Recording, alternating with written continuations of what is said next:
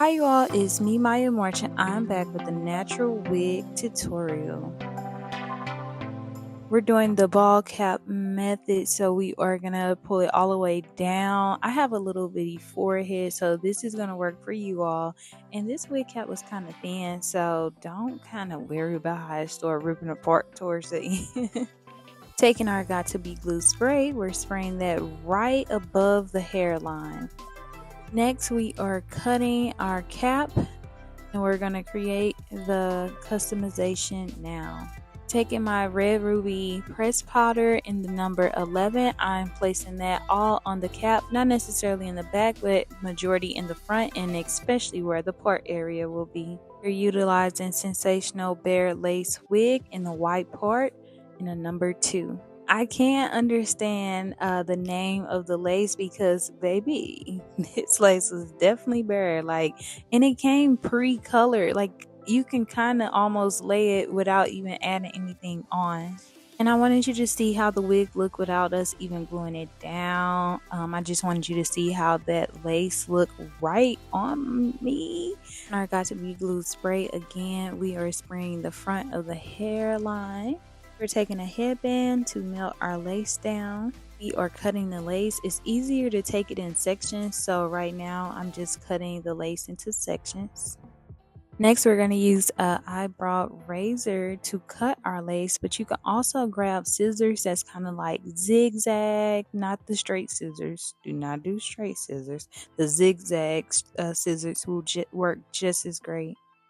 And we're just trying to get close to the hairline, not too close because we still need a little lace to actually lay on our skin, but enough to where it's not excessive amount of lace left.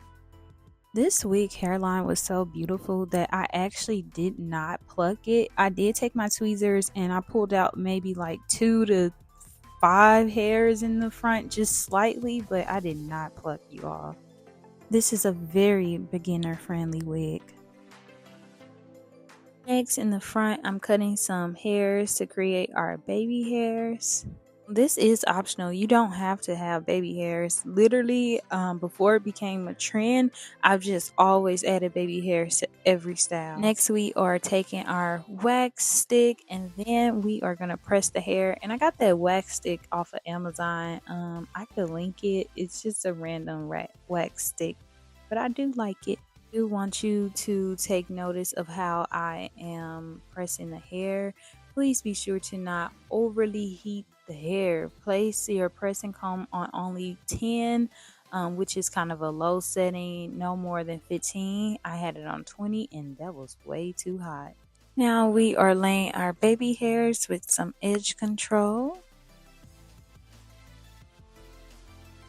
You can also lay your baby hairs with mousse. I don't know why. I just choose edge control. Maybe because I have more control. Keep pressing the hair up, like going upwards, and then very light. And when you go into the middle, also, please do not place too much heat because you don't want your roots too straight in the middle because that's not gonna look natural. Between half to an inch of how much we're straightening out. We're adding more pressed powder to blend in that lace. Even after this, I'll spray my hand and I'll place a little bit of got to be glued around the perimeter and still put my band back on for an additional 20 minutes. Some people even do 30. So I'm using my Sebastian hairspray. It is so good, you guys. Even after that, I'm still using this pressing comb because it's gonna help it create like that stiffness that I'm looking for. And don't be afraid, you gotta utilize those hands to just keep it right in place to exactly where you want it. So don't put too much spray. And just take your time. The tutorial is fast, but technically installing the wig takes time because you're customizing it to look literally real, okay? And I did use a hair dryer to dry that hair right in place. I want it to stay right there. And yes, that shine is oh so real, y'all. And if you're having trouble just utilizing your hands, you can use our little baby hairbrush to like directly brush the hair up to get it exactly where you want it. And just to keep the structure in the front, we are going to spray a little bit more of either the Got to Be Glue spray or the Sebastian spray and blow dry it for about 30 seconds while holding it. Next, I'm taking some concealer that I usually use under my eyes, and we're creating a nice straight part. The concealer is going to make the part look extremely crisp and it's going to make the hairstyle pop. I went back in to create more baby hairs because I needed it to be unison of what the other side looked like. Don't be afraid to cut those baby hairs. We do not need adolescents, okay? So keep cutting them as slow as you need to just create like tiny swoops. And now we're just kind of customizing the wig to our face, to contour our face. So I'm just going to shape it. Please do not overcut it, just a few pieces.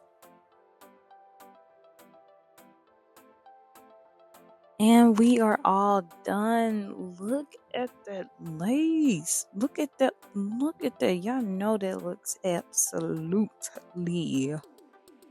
okay. Laid. I laid. I laid this wig. You cannot tell me this is not my real hair. Okay, and on that note, I do want to actually give a review on this hair before we are done. Okay, I really enjoyed the wig. It looked literally supernatural. It looked exactly like how my real hair texture is and my real curls. Um, when I kept looking at it, I was like, wow, this is weird. It looks just like my natural hair. Um, this wig, if you put glue, I feel like can last you longer. The way we did this method, I feel like it could last you up to about a week. Um, it didn't have any shedding to it. It didn't have a smell either. This wig does cost between $35 through $50, just depending on where you receive the hair from, but it is on sale on most sites for only about $35. I hope you all enjoyed this tutorial. Don't forget to like, comment, share, and subscribe. And if you have any additional questions, don't forget to write them down below. And until later, you all. Bye.